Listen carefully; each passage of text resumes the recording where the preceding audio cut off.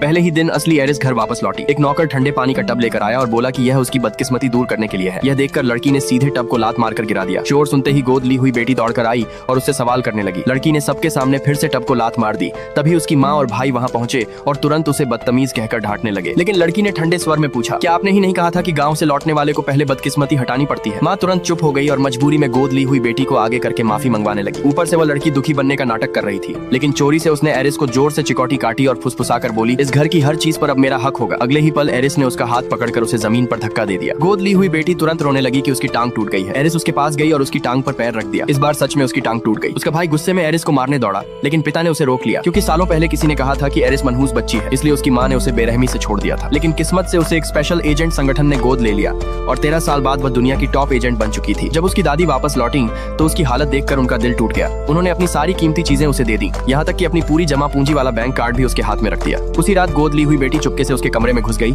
और दादी के दिए सारे तोहफे तोड़ डाले। फिर उसने बैंक कार्ड छीनने की कोशिश की। एरिस ने बिना एक सेकंड गंवाए उसे कई थप्पड़ जड़ दिए और अच्छी तरह सबक सिखाया। शोर सुनकर उसका भाई भी आ गया। उसने गोद ली हुई बेटी का साथ देते हुए कहा कि रास्ते में किसी ने उसे पीटा था और उसे शक है कि एरिस ने ही हमला करवाया है। उसने एरिस को घुटनों पर बैठकर माफी मांगने का आदेश दिया और बैंक कार्ड वापस लेने की कोशिश की, लेकिन एरिस ने बहस करने की बजाय सीधे उसका हाथ मोड़ दिया और एक ही लात में उसे जमीन पर गिरा दिया। गोद ली हुई बेटी घबराकर एक ट्रॉफी उठाई और उसे एरिस के सिर पर मारने दौड़ी। तभी एरिस ने अचानक एक बंदूक निकाल ली। ये देखकर उसके माता पिता डर से कांप उठे, लेकिन अगले ही पल एरिस ने बंदूक घुमाते हुए आराम से कहा, घबराइए मत, ये तो बस खिलौना है। तब जाकर सबने राहत की सांस ली और शर्मिंदगी में वहाँ से जाने लगे। लेकिन तभी एरिस ने धीरे से कहा, मेरा कमरा तोड़ दिया गया है, इसलिए आज से मैं गोद ली हुई बेटी के कमरे में रहूंगी। ये सुनकर सब गुस्से से भर गए, मगर कोई विरोध करने की हिम्मत नहीं कर पाया। असल में परिवार उसे वापस सिर्फ इसलिए लाया था ताकि वह देश के सबसे अमीर परिवार के बड़े बेटे से शादी कर सके और पुराना रिश्ता पूरा हो जाए। लेकिन खबर आई कि उस अमीर परिवार का बड़ा बेटा बेहद खतरनाक स्वभाव का है और अपाहिज भी है। यह सुनकर गोद ली हुई बेटी खुशी से झूम उठी। उसे लगा अब वह एरिस का मजाक उड़ा सकेगी। लेकिन सगाई वाले दिन अफवाहों में बताया गया अपाहिज बड़ा बेटा लंबी चालों से चलता हुआ सीधे हॉल में दाखिल हुआ